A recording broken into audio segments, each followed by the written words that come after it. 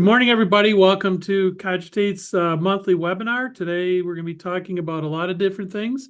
But first, I need to introduce myself. My name is George Lesher. I'm president of Cogitate Incorporated. And with me today hosting will be also Paul Lesher, my son, who will be taking over a lot of the IRS stuff. Our next webinar will be March 4th at 10 a.m. Again, basic updates. And then, your teaching topics. So if we go to the beginning of the month, which would have been right, we did a lot of updates. So since our last webinar, we did the ACA report window. We did a whole bunch of things that changed in ACA over the course. And then we did some updating to my work for doing the comparing and displaying with UTCs and local dates on some of the reports.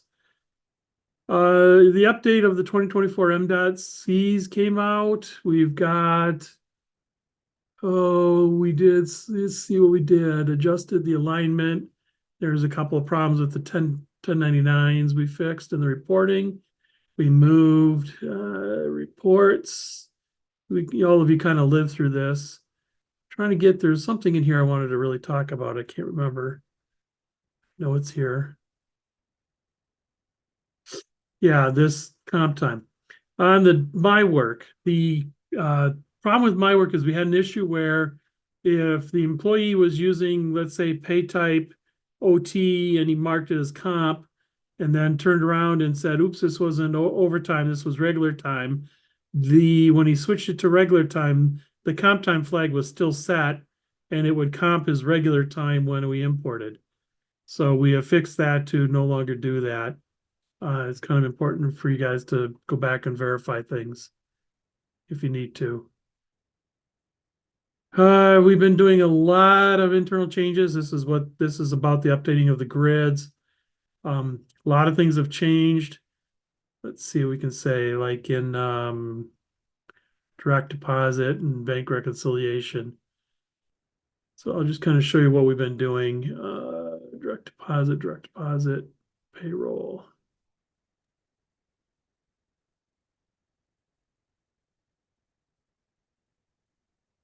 So these grids all have filters and you can move stuff around in them if you want to, just to make it, these kind of things a little easier to change and play with. So, we got the payrolls here. If I want to change the sort on that by payroll, I can. Lower and date, things like that, pay date. You can put a filter in if you want to filter it. You can come in and say date filter, that is before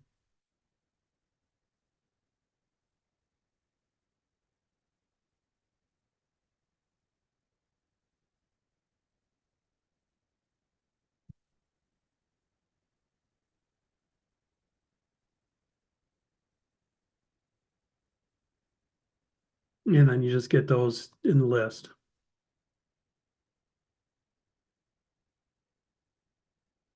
You can pick one, you'll see the different things. So again, a lot of places we've updated it. One of the other things we did is, I think it's in here. Yeah, I keep clicking the wrong one. Is we talked about updating the themes. Let's see. Did this one also say about themes? We've internally been working on getting the themes correct, so let's just cover that real quick. If you go to your personals and you go to personalization, we now have a bunch of different themes that are more in line with what our toolkits give us. So for most parts, the Office 2019 is good. Material light blue is kind of an interesting one. We have a little way to preview it so you can kind of see what it will look like, sort of.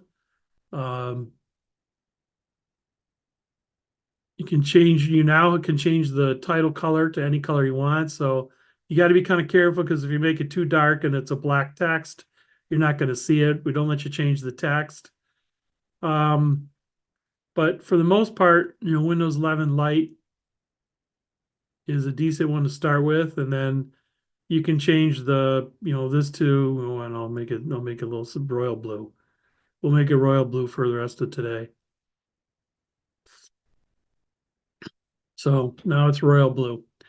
So you get the idea. Themes have been updated to be a little bit nicer in the system.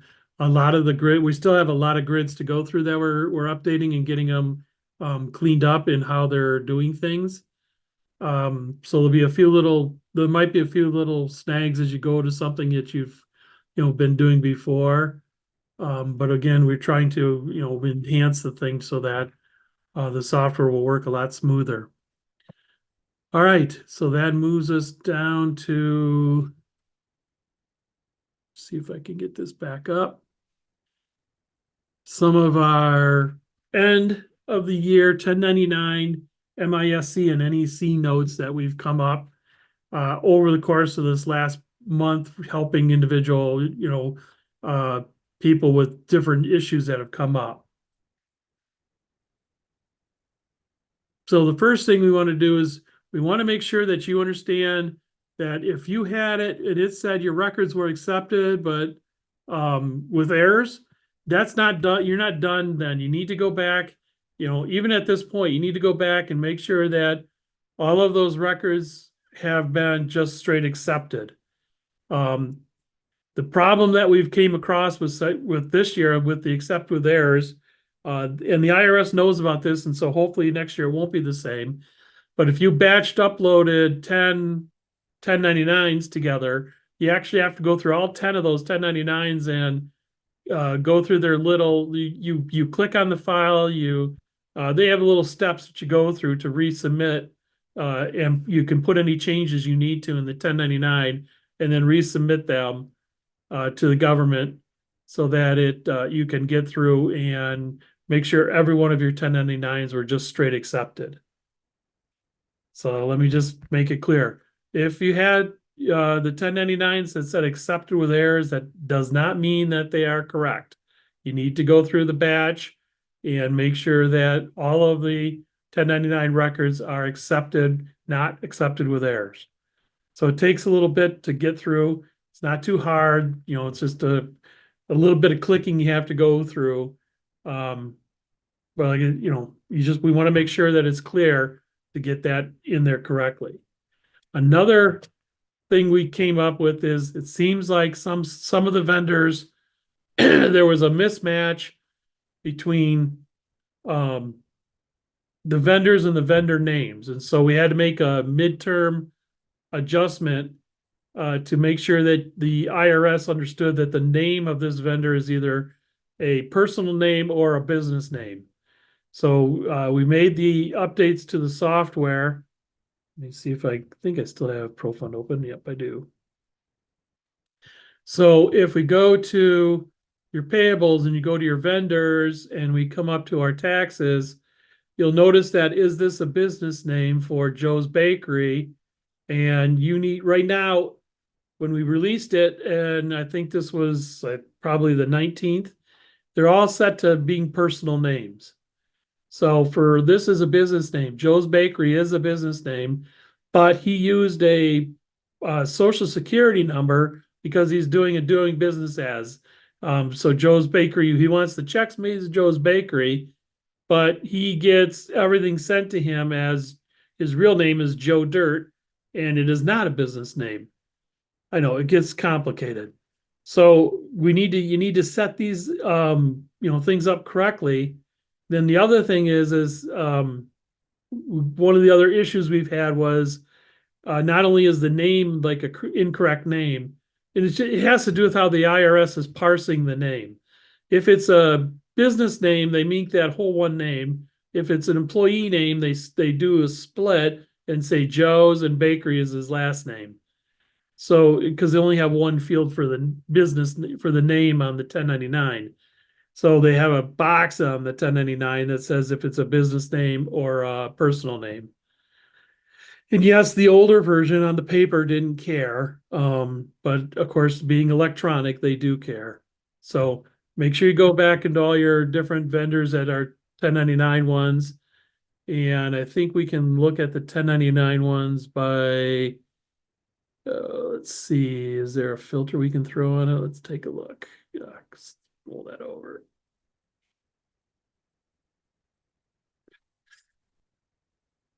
No. Okay. So, but anyways, you get the idea. We need to get the business names and to make sure that we have the right kind of a tax ID.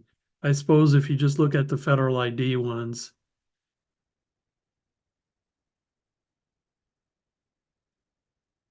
So you just get the ones that just have some kind of a federal ID posted. These are all the ones that potentially have W-2 implications. So it's important. You should also, as part of the taxes, make sure that in here, I think we have yeah, we have a little bit of processing on W-9, so you can make sure that if they are like this new one I created, Joe's Bakery, if they are, make sure you have a W-9 on file for anyone you have a 1099 for. W-9s, they only have to send it once, and they're good forever until there's a change to their particular information, in which case then it's up to the vendor to send you a new W-9. Now, this is, while a lot of vendors know this, there's, little companies that don't.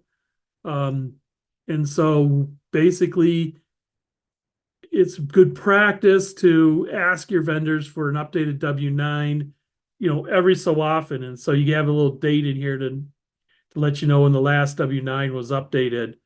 Or if you put, like, we call it an expiration date, to say, okay, the W-9, it doesn't really have an expiration date, but it's just a way to know I need to recontact this vendor and get an updated W-9 to ensure that we have smooth processing. So going back to the PowerPoint, duplicate tins, that's another issue that came up. We had, a vendor A that was, Joe's Bakery again, if we go there, and he changed his name to, Joe and Sons Bakery. But you put in a brand new, we ended up making a brand new vendor for that, but the tin is the same. And so what happens during the year that he might have done the change is you may have payments to the old one and payments to the new one. So we just made this change. I don't think it's been released yet, but the 1099 will now combine tins together and will only do so if the 1099 name is the same between the two tins. That's important to note because we have to have a consolidated name to send to the IRS for a 1099. So that's what we're doing with the duplicate tins at the end of this year. Obviously, it would be nice if we had it, but just kind of go through and make sure you don't. I mean, most places don't, but you might have had a vendor that changed in mid-year, things like that. Now, here's the thing: it's hard to tell whether these, in vendors, again, this one go. I get ahead of myself. So ensure that you have that complicated. Ensure that you have a completed W-9 for all the vendors that need a 1099. Just because it can be helpful to have it on file, and eventually, as time comes on, when we have the document management, you'll be able to scan it and you won't have to keep it in a cabinet, to you have to go get later if you need it. But it's important to have the W-9 available for each vendor that you are going to submit a 1099 to. And then again, just like all of our other, you signed up for the TIN, you signed up for the TCC, you signed up for a lot of things at the IRS. The IRS released a new TIN matching service. So this is a way that you can go in and ensure that you have the right name to the TIN and the right kind of tin specified for a customer. So I'm going to turn this over to Paul. Okay. Okay, so I'm currently on the IRS home page, irs.gov, and we're going to check out their new TIN matchmaking. So you can go to sign into your account, and it'll take you to this screen. And then I found out at the bottom of this screen, there's use e-services, and it takes you to all their different services. The ACA, the IRS, which is the 1099, and others. But today we're gonna use the Access TIN matchmaking. And if you're going to sign up for it, you're going to want to click on this to apply for it. But for today, we're going to click on Access TIN matchmaking. So I already have it loaded up. And you can either do a bulk transmission by uploading a file or just enter it in manually. For today's purposes, we will be just entering it in manually. So you can just go and click on Begin Interactive Session. The TIN type is unknown. You should have an SSN or EIN. I'm going to type in Cogitates, because that should be known to everybody. And I'll type in Cogitate. I misspelled that. I want to get it correct. And I want to click Add. And then when you're done adding, you can add up to 25 different names. Then you go ahead and click Submit. And it'll take you to this next page where you can see your results. So here's my results, my TIN, and the result code is a 7. And if you go up to their codes, 7 is a TIN name and combination matches IRS EIN records, which will tell you that that Cogitate is the proper W-9 name. So if you get like I'm going to try that again. I'm going to do the same thing. I think you're still muted, Dad. Change the type from unknown to known, to what it is. EIN? Yep. Okay.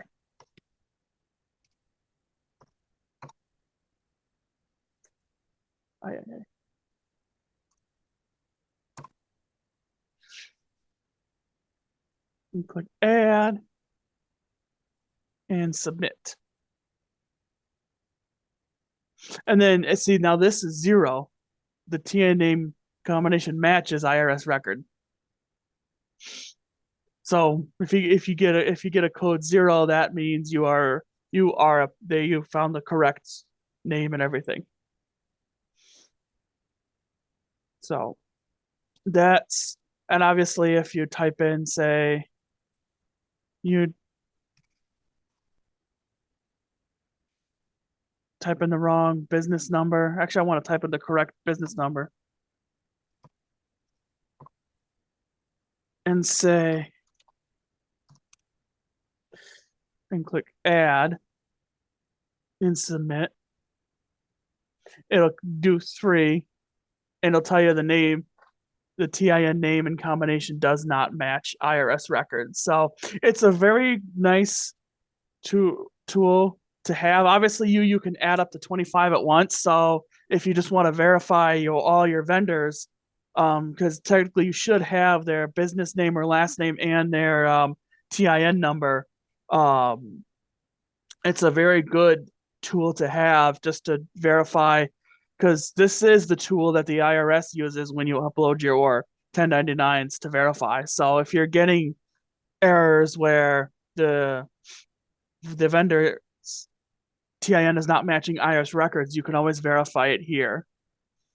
Also, going back to the application, it's a very simple application. There's only, I think, one person that has to sign up for it. It doesn't have to be 2 people. You just need somebody to be the main person. And for us, it was instant. As soon as we submitted the application, it got accepted. So there isn't a TCC number you have to wait. It's just, as far as I know, it's just instant. So if anybody else tries to apply and it isn't, I'd like to know. But otherwise, it should just be instant, and then you can instantly access it, obviously using your ID.me login. So, is there anything else you wanted to say about that?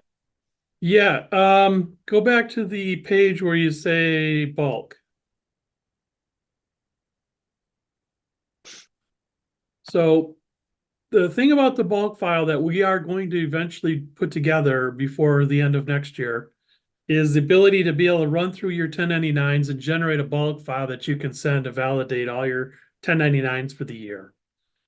So the way the bulk works is you put in a file name, basically. There's an email address you can put in here they'll send you an email that says your bulk file is ready. Takes about 22 hours for them to come back on a bulk, sort of. I mean, mine was only like eight hours, but still, it's a process that they upload it to a bulk area, then they do the bulk. But in this case, you're going to have everything, and then you can go to if you click up on the mailbox, Paul, in your mailbox, you will see a bulk message that says, "Oh, you submitted a thing, and here's your results." So then you can download that file, and Cogstate will build something to be able to import that bulk file and read it, so that you can see what vendors passed and which ones didn't. It's not too hard. I mean, it's just, again, takes a little while, but at least you have it. And, this way we can build something that'll automatically do every one of your 1099s. Just so you know, I mean, it is coming. We don't have it yet, obviously, because this is all brand new for the IRS as well. All right, so let's go back to me sharing. All right, so we also had some fun issues at the end with the SSA W-2. And when you send in your W-2s to the Social Security, one is we want to make sure your employees are set up correctly.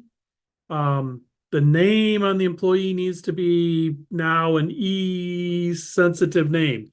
So things like apostrophes, ampersand, well, I think ampersands are okay.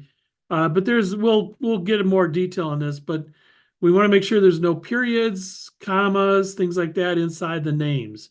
That will make the IRS very unhappy when it gets to filling out the W-2s. So to make that happen, also ensure that you do have a completed W-4 for all employees. And the W-4 is, again, very much like the W-9s. The W-4 is valid for a lifetime until there's a change. So, you certainly have to kind of follow back on things. So make sure you have a completed W-4 for all employees. And then, just like the TIN service we just got done talking about, the IRS has an SSN NVS. I know it sounds crazy, but it stands for Social Security Name Verification Services. And again, you can sign up on the SSA site to get access to this. It's free, doesn't cost anything. And then you can submit Social Security numbers with a name and make sure that they're valid if you need to. So again, go ahead and sign up for that. I'm going to have Paul. I don't know if Paul's ready, but I'm going to have him kind of take a look at it. So we're going to switch screens again, and we'll see what we'll see if signing up for it. This one does take more than, it's not instantaneous like the 10. It is a 20, it's one of those where they got to send it to you in paper in the physical mail for you to get your access code. But we wanted to make sure you're aware of this so that it's a tool that you can have. Like I said, you're fully able to access it this way. There's some things you want to be careful about when you do it. So read carefully all of the, what you're supposed to do with it, what you're allowed to do with it, because we absolutely don't want you to get in trouble by using it.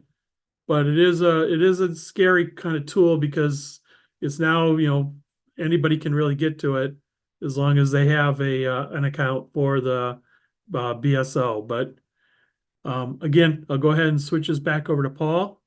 Okay. A quick word on the application process. It's almost identical. It's identical to the report wages. In fact, if you applied for the report wages, there was a checkbox to this service as well. But what'll happen is you'll get a letter from the SSA that's saying, "Hey, you applied for this service," and then we sent you the confirmation code to your employer. So, for example, I got a letter from the SSA saying I applied to this, and then Cogitate got a letter from the SSA with the code. So you'll actually be getting two letters, one to you personally and one to your employer. So just so you're aware, that's how there's an extra layer of security involved in here. Your employer is the one who gives you access to this. So just a quick heads up. But it'll show up once you enter the activation code. It'll show up right here on the screen, and you just go ahead and click that. And you can request an online SSN verification. You can submit an electronic file. You could view your status of a submission, and or you can view the handbook for just information if you're curious about it. So this one is the quickest and easiest. There is a bunch of rules that you should read about to make sure you don't violate federal law in using this handy tool. And then you can go ahead and enter in the SSN. They require a first name and a last name and your EIN. And then you go ahead and click submit. I'm not going to do it here because obviously, should I just put a fake one in there? Yeah, you can at least show the, invalid. Process. Okay. Right. Let's see. Do they limit to 9 characters? Yeah. Yes, they do. Okay. I guess they do. Check. 9 characters. Okay. Choose my name.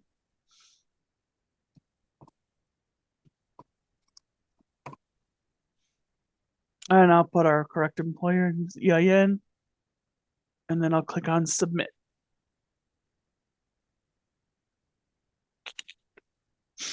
And see, it says failed. Failed. Does not match administrative records because obviously that's not my social security number. So looks like they have 3 different deceased, which would be fun if you're trying to look up your current it's employee. important, Paul. It's just, trust me, the year somebody passes, there's a whole slew of tax stuff you got to do. Gotcha. And then there's also verified. So this tool is mainly used for new employees when you're trying to verify stuff for payroll.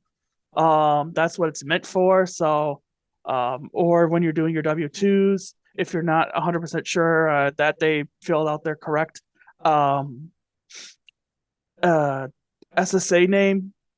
name rather, you can use this to verify it. So I'm going to go back to the BSO main menu and go back here. At some point, we will be providing a submitting an electronic file where you could just upload the file. So you can do like a batch, just like the 1099s. It will be giving you the option to do that upload. So you could just do your entire employees if you just want to do a complete batch, if you just to verify everything. So, and I believe that's about it for this one. All right. So again, I'm assuming you guys have a lot of questions about that. There'll be more going on next year as we get closer to the year to talk about it. But the main thing is just get signed up for these services so you have them available if you want to use them. We will have the batch file, like Paul said, put together for that so that you can just run a batch on your whole thing. Just so you understand, AccuWage does not validate the Social Security numbers. AccuWage just make sure that the file is correct. So the only, The only time you get an accurate, if it's, the right wage, is when you actually submit. So this is another way you can double check, and we'll build a file so that you can get the listing of all the social security numbers for all your employees that you're sending up in your W-2s upload file. All right. Okay, moving on. Financials and the financial reporting. We released that this last little bit, a couple of days ago, but we've talked about this with a lot of our sneak peeks. It is finally finished, and we're releasing it, so you'll have it available for the majority of your fiscal year. I just want to make sure a couple of highlights for it. It does allow for budgeting the road commission at the 4th level of your chart of accounts. So you don't have to budget all the way at the 7th level. It rolls everything up to the 4th level. The reporting side is very easy to run, and we'll be covering that and showing that in just a little bit. And it provides up to the date information at any time. You can run this over and over and over again. And it also encourages you to do monthly budgeting checks so that it isn't a big question mark at the end of the year, in the middle of the year, all of a sudden, why we're out of money, or why, there's discrepancy. Hopefully they can be caught a little bit earlier as you get used to seeing these reports. We added monthly trends to it to allow for detailed monthly budgeting, so that you can, if you have items that don't have any activity for 2 months, you can remove them from the budget for those 2 months and then bring them back in. And we generate an Excel formatted file, so it just provides more flexibility. You can export it, save the file, and do a lot with it once it's in Excel as well. You can play games like, what if I had 10% more? What if I had 10% less? Things like that, and see how that would reflect inside your budget. All right, so before we go questions and answer, let's show and tell the budget. It is in general ledger. It's under a thing called financials. So the first thing you do is you're going to be picking the year you're going to do it. So I'm going to do it for 2023. You click on that, you click edit view. I don't have a budget, so I am going to use the previous year's budget.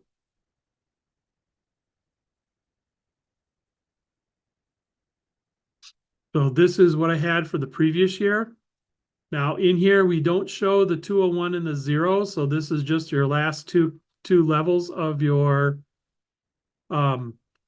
place. And because this is the budget, these are revenues are in white, and the expenses below that are in darker color. So this way you can see this is all the expense accounts for these, so you can actually see that number. There could be numbers that are twice. One, because you have a revenue account in here and an expense account within it. So we do keep everything separate for you. And then as you click on the account, let's see. You click on the budget amount, you get your trends. The trends work like this from beginning of your fiscal year, whatever your fiscal year start date is. This is the first month, the second month, third month, fourth month. We didn't really want to go January, February, because not everybody's on 1/1 of a fiscal year. So this is basically the month of that fiscal year that you're in. And see, we've already done some things where we said, hey, at the end of the year, we don't get much coming in for capital outlay. Things like that. So you can change this all around. You can make it individual. You can highlight a group of them like I did here. And this is showing that this one isn't part of that group. So I can highlight a group, and these all have the same numbers. But if you highlight a group and you want to change one, you can just basically change that to $13 or 13%. Hit a tab. Hit apply, so then it makes the last month the remaining. So it always equals 100. We go out to the 4th digit. So if you have to be really particular about the budgeting. But basically this way you get an idea. It changed all of the ones that were highlighted. So everyone that was highlighted, but if I go above, it's not. So there's lots you can do in here. You can, do the whole thing. It's just a lot of things you can do. And again, we added the filtering, we've added the sorting, things like that. So basically this sets up your expense and revenue side of your budget. If during the course of the year, though, you do happen to have an adjustment, you can come in here and you can add an adjustment line and you give it what date the adjustment's for. So if it was really like supposed to be June, or let's just do April 18th, that was the date that, we wanted to make this the adjustment for. So if I look at the thing beforehand, before the 18th, it will be the old value. Then after the 18th, it'll include this adjustment. And then you pick which account number you want to adjust it for. So $5.99. And then you put in whatever the adjustment is. It's $23. So we have, this line now has one adjustment that is on 4/18 of 2023. I'm not sure why it's like that, but I'll take a look at that in a little bit. Okay, and then if we go to balance sheets, this is for your profit and loss and your balance sheet side of the piece. Balance sheets, we do, again, we come in here, we pretty much try to do everything at the third level. So let's get something a little more interesting. Inventory. So you can do, for instance, you have the 0, 1, 10 for inventory. Now you might want to include also your road material inventory to just inventory. You can roll it up like that. You can come in here and you can say, okay, I want to add another line to it here. So it's, pretty simple to just do anything you want. You can, when you're adding a line, you can go all the way up to the 7th level. You can go to the 3rd, up. You can just, do a kind of a mini 3rd level. Let's just say I'm just making this up as I go. But let's say deferred construction. I wanted to add all the deferred construction here. So we apply the deferred construction to a 10, 127. We add the account. So now when I look at inventory, it's going to include both of these two. It's going to include any assets because I'm on the asset tab that is in 201, 110 and 201, 127. And it will show as one line on my balance sheet. So you can kind of combine things together on your balance sheet to where it's supposed to, if things aren't, numerically in the account level in the right spot, you can still put them on your balance sheet and combine things together. Bad way of saying it, but I'm trying to be quick about it. So we don't, then same thing with liabilities. You can combine liabilities. These are all the different liabilities. And the same thing with balance sheets. Sorry, with equity fund balance. So you can, again, change these together. Some combine them together, some don't. You could add another line if you wanted to split something up. There's a lot of flexibility in here. But let's just say once it's all said and done, so I saved everything. Once it's all said and done, so I have my 2023's budget set up, I can then go into the financial statements, which is over in the utilities. And I can say, hey, give me my 2023 budget. And we added a stop date. So we can say, I want to stop looking as of a certain date. So if I just want to show the budget as of February 29th, I can load the financials. And then this is all of the activity between the beginning of 23 to, well, this probably should be right. There should be a 23 date.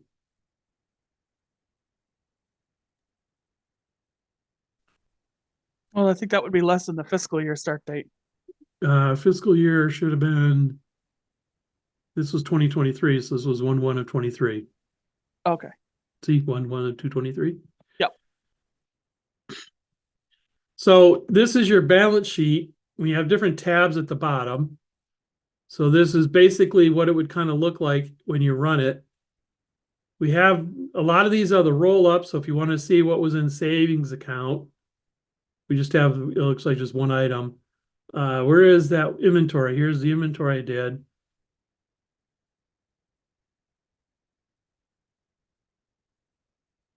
So it doesn't look like there was any assets in the number I added. You click the road materials, you got to click the plus of the inventory. Oh, I did. This is road materials. Yeah, I'm not gotta good click at that one. I'm not good at, there we go. Still just the 110s. Well, it was a bad example on combining things, but you get the idea. It does. As we keep going on, I want to just kind of, come through here quickly. So this is your balance sheet. You can roll down to the end. You can basically see the difference between, sort of a mini profit and loss. We do have an extensive profit and loss, to show the revenue and expenses, and the balance sheet showing your assets and liabilities. So, and also then you have the budget detail report, which will show you your individual activity that's an expense. So it looks like in inventory, there wasn't any data, but basically as you keep going through here, you will see the different budgets for anything that has. The way this kind of works is we look at your chart of accounts, and if you have an account number that's marked with an expense or revenue, it's going to show up in our budget. Now, we only may show the 403 part of it, but trust me, there's an account number in here that has it in the revenue. Even in inventory, it looks like there's a revenue account in inventory. I don't know what it is, but there is one. Now, there may not be any data, but that's why this line shows up.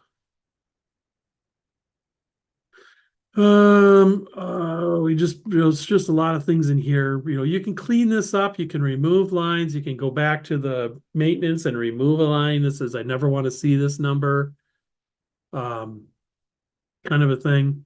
You can make these say something nicer by changing your chart of accounts to be able to say something nicer. Then we also want to go into, we have the, different monthly. This is where your trends are applied, is in the monthly. So if we look kind of through here, the budget, the dollar, the variance, all these things are here with the trends applied to them. So now most of the rest of this should be fairly, yep, kind of what I thought.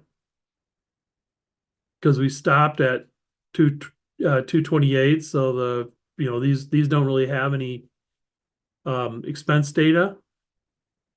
I don't know why I'm seeing numbers. Oh, this is year to date. That's right. Sorry, budget amount versus adjustment versus actual. So here's that adjustments coming in to show those.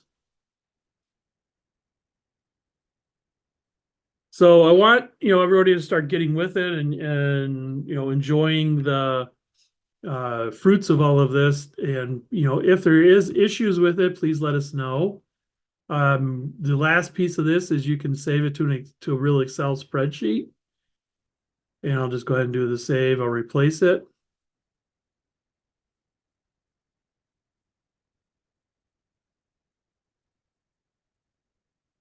And I think that's in documents, was it? Yeah. Yeah, 12.5. So now this is it in Excel, obviously. And you can, again, a lot of these are formulas. They're not, notice it's the trend times the amount. So you'll see that, we didn't just save numbers, we actually saved the formulas involved in it for the calculation. So if I just wanted to change this dollar amount, I can go back to the budget details, line C8 on the budget details. So you go to the budget details, C8, here's your budget amount. If I wanted to change that to, 6 and then hit a tab, I can go back to my monthly and it changes the C8 on the monthly automatically. So again, using the power of Excel, we've, helped you play the games if you want to look at it, change, see what it will look like from here.